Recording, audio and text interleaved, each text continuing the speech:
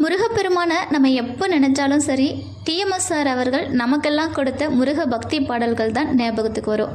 அந்த அளவுக்கு அவருடைய பாடல்கள் நம்மளோட உயிரை உருக்கக்கூடியதாக இருக்கும்.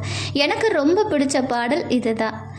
உள்ளம் முருகுதையா முருகா உன்னடி காண்கையிலே,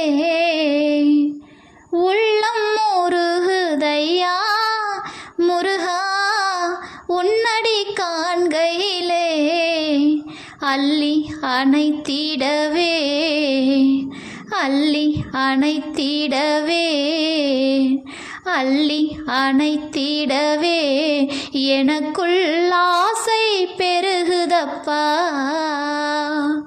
உள்ளம் முருகுதையா முருகா உன்னடி காண்கையிலே.